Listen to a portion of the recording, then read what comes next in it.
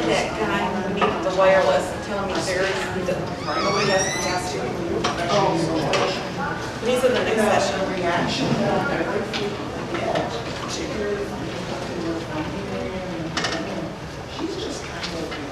Okay, we'll get started. Anybody that comes in late, you'll just have to catch up because we're on a short time limit. So, and it's a small group, which is good.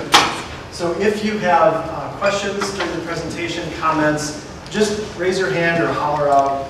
We'll be real informal here. So my name is Scott Wittkopf. I'm the chair of the Forward Institute. Nobody's ever heard of the Forward Institute. We're new. We incorporated last year in September, and we are Wisconsin's first truly independent public policy research and messaging think tank. So you hear about the Heritage Foundation and the Wisconsin Policy Research Institute, and they are all funded by people like the Bradley Foundation and heavily political interests and corporate interests, and we are completely independent. So our work is focused on doing policy research. We just came out with it's on our website, we just came out with a comprehensive study on poverty and education. We had a series of press events that happened statewide, 5 cities over 3 days, and so that's what we do. So the reason I'm here is because we are working with some other organizations, primarily in the Milwaukee-Madison area, on this idea of new messaging frames, new messaging strategies. And this comes out of years and years of research. But the reason I'm here today is because the idea is if we can get more people using this type of messaging frames, and you'll see why it works in a minute, then we can have this cohesive idea around messaging for issues like sand mining and high capacity wells and factory farms and a lot of water and environmental issues like iron ore mining, that it then becomes a cohesive statewide message and it becomes just that much louder. So to get started, why will we call it values-based messaging. So why will values-based messaging work? First of all, it's based on cognitive and linguistic science. There's a person by the name of George Wittkopf who's done a lot of work on this, and I have a reference at the end to him. Highly recommend you read his work. But also, this is the type of messaging that conservatives have done and have been so successful doing for the last 20 years.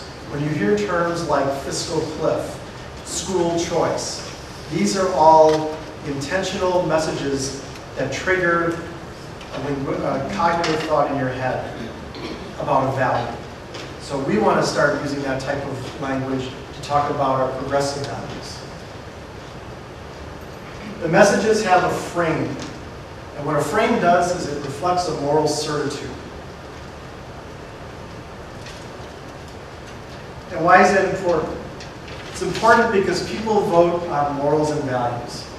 People don't vote on facts. You can have all the studies and research in the world around how contaminated wells are, how hazardous frac sand is to your lungs, to the air, the damage that high capacity wells are going to do. That doesn't resonate with the voter. So unless you want to keep talking in the silo and preaching to the choir, you need to start thinking about messaging to values. And this is a fact. More people vote on moral frames and issues. It's been polled endlessly that if a person's moral frame does not agree with the facts, they will reject the facts and vote what their moral values are. Can you just give an example of a moral frame? I'm good. Yep. That's exactly what we're getting at. Here's frames, okay? So this is what a frame does. A frame reflects a moral worldview. And just as I said, if the facts don't reflect the frame a person believes, they reject the fact and keep the frame. The frame is how you view the world, what your moral view of the world is. Perfect example of that. just because this is very close to the work we're doing in research, if the facts show that school choice does not work, people reject the facts about school vouchers and the school choice program, and they keep the frame. And what is the frame? Parents have a right to choose the school their children go to, and parents know best for what is good for their children. That's the frame. That's not fact.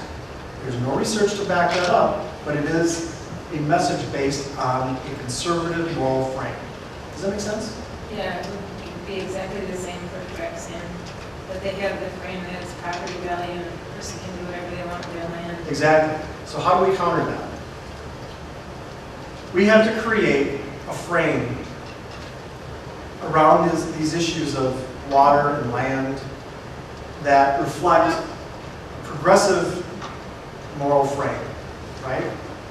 So here's the central frame for progressives, and this is a universal frame. It can be used for any issue, any topic. It's called the nurturing parent family, and this should make perfect sense to you, and because I'll tell you in a second what the conservative central frame is. And it's nurturance in the sense that you have empathy for another person or yourself, and you feel a sense of responsibility to act on someone else's behalf. In other words, we're a community. We take care of each other. We are our brother's keeper. That is the central progressive moral frame. The conservative moral frame is the father knows best moral frame. It is the hierarchical moral frame. Okay? So when you look at a conservative message or a conservative policy statement, you will find it is the you know best. Okay? We are up here, you are down here. You know, a lot of times there's a religious aspect to that, of the hierarchy, the overreaching hierarchy, that people who are poor, they made bad choices. Right? How many times do you hear that? People are poor and they need, you know, they can just pull themselves up from their bootstraps because that's what I did. Okay? Our moral frame as progressives is this nurturing parent. We take care of each other. We're better when we take care of each other. So when you ask what the frame is, as progressives, this is our central frame. Okay? Now I'm going to connect that to a set of core values. And these core values are what we want our messaging to have people envision when they hear our messages. So when people hear the messages on sand mining coming out of a progressive group, we want them to think about these values. You don't say them necessarily in the message, but cognitively, they should be thinking in terms of those values. And again, all those values reflect back to that nurturing parent. The first core value is empathy. Makes sense, right? Connecting with other people, feel what others feel. Put yourself in another person's shoes, and therefore you feel kinship or community with others. Right? Why are we here today? Why is this so important? Because we are all in this together. Right? Think of how powerful that message is if we can get that message statewide on an issue like sand mining. This will impact all of you. Second one, of course, responsibility. From empathy follows responsibility. You have a responsibility to act on others' behalves, protect others from harm, and empower them to seek fulfillment. And in the progressive world, that's what freedom is. The freedom that you feel empowered to seek fulfillment in life.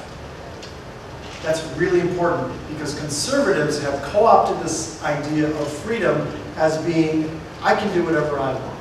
The government has no business in my life. I don't, they shouldn't collect taxes because I'm a free individual, right? No, freedom is people feeling empowered to seek fulfillment. Can they do that if there's a sand mine in their backyard? And these are some other key values. They're in your notes there. I'm just going to go through because there's a lot. Protection. So all these other values come out of those empathy and responsibility, right? The responsibility to protect others. Fulfillment in life. Again, freedom. In order to seek fulfillment in life, you must be free. Free from what? Okay? Freedom to have opportunity. Fairness. Right? You can't be free to have a fulfilling life if there's unfairness. Equality. Prosperity. Community. Community is a big one. Nobody makes it alone.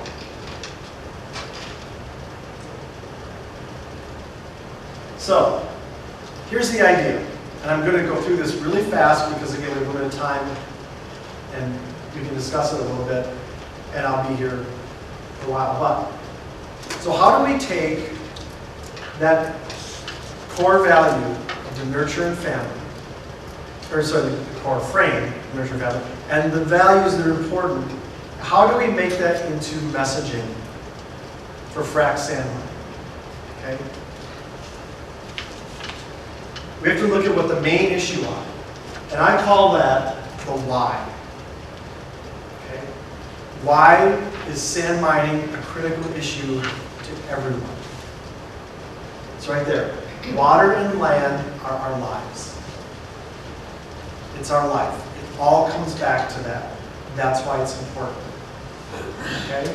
So when we think of messaging, we have to say, what is going to resonate with people to make them think that it's important to their life? And make them think about those values that I just talked about. Again, we're not going to just say those values, but we want people to think of them. Okay, so here, this is a message we have in development. Wisconsin legislators and government agencies are failing to protect people by failing to enforce existing laws and rules. This failure puts our lives at risk. It's pretty simple. It's not technical. But what does it make you think of? Does it make you think of, hey, we have to take care of each other. We have a responsibility to protect each other. More importantly, the government has a responsibility to protect us. And what is the result of that failure?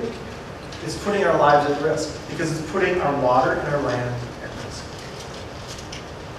And then I've just outlined some community effects that can be thrown in, because we have documentation to back this up. But when you are writing a letter to the editor, or when you are talking to a newspaper, or talking to your friends, you don't want to pull out the latest study on high-cap wells, right? Because people's eyes will glaze over. But what you want to say is, you want to say these things. Look, the state of Wisconsin government is failing to protect our water and our land. And that affects our lives. It puts our lives at risk. How's that happening? High-cap wells, road and infrastructure damage, tax subsidies to mining companies, displacement, pushing families out, right? That brings property values down. Okay, that's another failure. It hits people in their pocketbook. People get that. And then, of course, the environmental effects. Water and air contamination, destruction of property. There's irreplaceable loss to the land that is shoveled off into these trucks and off on train cars. So the importance of what we're doing is we're trying to connect science-based issues with this type of values-based messaging. And that's something that has not been done before in the progressive world. So, going back to messages in development. So these are the things that we're working on with the water table, with Nate's group. So, for example, this would be a message that could go public. Wisconsin has always protected our land, but it's failing now. Right? We have a legacy, the effects. Our land is disappearing and our water is being contaminated. And this is kind of the punchline. Wisconsin's leaders are looking the other way instead of protecting our water, our land, our life. Cognitively, what are you thinking? You're thinking fairness, community, our land, our life. You're thinking protection, right? You're thinking empathy for others. It's not just, you may not live by a sand mine, but somebody else is. You have a responsibility. We all have a responsibility to look out for those people. And this is kind of another, this is actually a more hard-hitting one, I think. Wisconsin's leaders have created laws to protect our water and our land. They have. They're on the books. There are rules, there are administrative rules, there are statutes that are being ignored. And by ignoring them, they risk our lives.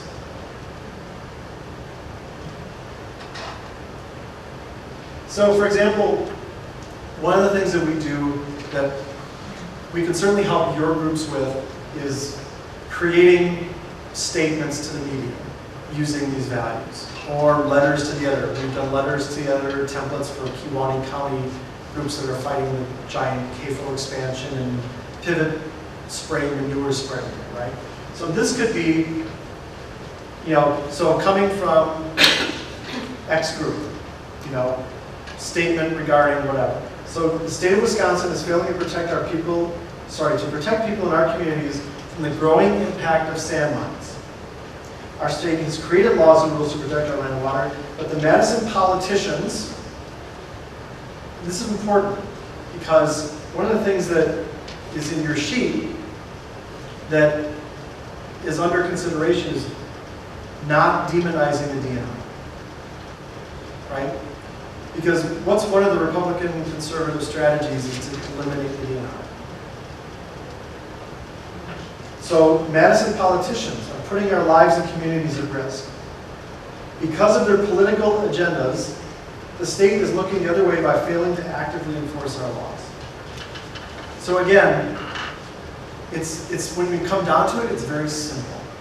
It is actually communicating what you feel is important about this issue to you, using this type of language that refers back to those values that are in the front of the page. Second statement starts out with your basic premise. Land and water are our lives. The state is letting sand mines take our land and our water and leave us with all the risk to our health and our communities. We need the state to do their job and enforce the laws and regulations, and this is a good one because it brings in children, which is expanding the community, for our children's safety and future. If they don't, our children will grow up and ask us why the land and water aren't safe or aren't there. Again, it's science-based, it's factual, and it creates this kind of cognitive image for people about fairness, opportunity, responsibility, empathy, etc. Finally, and I really want to emphasize this because one of the pushbacks that we had gotten early on from some progressive organizations is, well, this is just what the conservatives do. This is just spin, right? You're just using propaganda, right? Well, first of all, framing when you do it the way we're doing it is not spin or manipulation. First of all, we have to talk about our values, okay, when we're discussing issues, when we want to communicate on political issues, okay? Because otherwise we know, as I said before, people don't vote on facts and research. They vote on values. So we have to talk about our values as progressives. That's extremely important.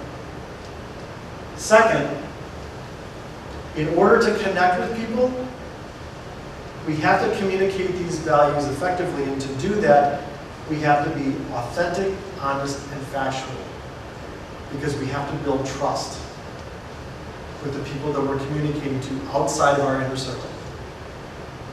And there's something happening right now in the conservative messaging that is happening because they are not being authentic and they are not being honest about their messaging and their values. Is that you see it all the time. The Republican Party is fracturing at its base. And it's because the messaging is not aligning with the long-term facts, and they're not standing the test of time. Everything from economic policy to environmental policy, things like that. So we need to build trust with people, also because we're about 20 years behind on this. Progressives are about 20 years behind on this whole values-based messaging thing, so we need to make up time, and we've got to be factual and honest. And this is the most important part. You can debate the merits of one policy over the other all day long, and it's not going to change the hearts and minds of people. But what will is if you talk about messaging and your values. And the reason is that because people look for a moral connection with the person they want to lead, or the organization, or the movement. They want to have that moral connection with whatever the message is. And those are the people that win elections.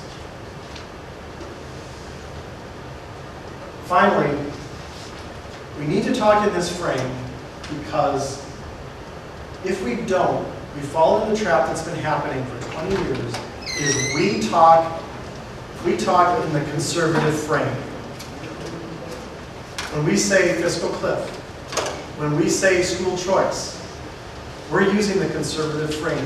We've got to stop using the conservative frame and use our own progressive frames.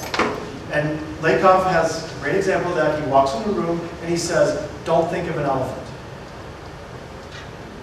You can't help but think of an elephant. So if I say to you in a message, we have to eliminate school choice because it's unfair to taxpayers and students. Well, what did you just think of? School choice. Oh, what's so bad about school choice? It's a choice. Everybody should have a choice. Now you're in the conservative frame. Okay? You need to think in the progressive frame. The progressive frame talks about education is about children. We have to do the best thing we can for children, and the best thing for children is public schools. One of the messages that we started using, which legislators have now been using, is public schools are not failing. It is the state of Wisconsin that is failing the public schools that serve our children. And it's been changing the education thing. Finally, I'll finish with this. This is Wittkopf's quote. Thinking Points is a book from 2006, not talking points, thinking points. And this is so true. Political leaders have been inhibited in creating long-term change by the short-term necessities of running for office and by the need to block disastrous legislation day after day without unified grassroots support. We all know there is not unified grassroots support for anything. Let's be honest. Policymakers can do only so much in the present environment. It is up to the grassroots outside the Beltway to find its collective voice to call once more for the common good. That's it. Any questions real quick? Can I ask the conservative movement uses a lot of fear as a motivator. How do you combat that? You don't. We had this discussion at one point. You don't. You ignore it. You create a message that creates a feeling of security, of we are all going to take care of each other. I heard, I don't remember who was on the radio talking about going to an airport. Why should you be afraid to fly? Right? Why should we be afraid of terrorists? So we have to start speaking in a different language is what we're saying. Yeah, and fear is part of that hierarchical thing. Because if you're afraid, you want that person up here to take care of you. You will do anything to let them you will give up your rights, you will give up your freedoms, right? So we have to create this sense of security. And we do that by saying, we're a community. We're going to be responsible for each other. We will nurture each other. That's what we're here for. So you have to, I call it pivoting, right? You have to pivot it out of that fear. But isn't the U.S. kind of based on individualism and, See, now you're buying into the conservative. I'm not buying into it, I'm just saying Right, but that this is the viewpoint that,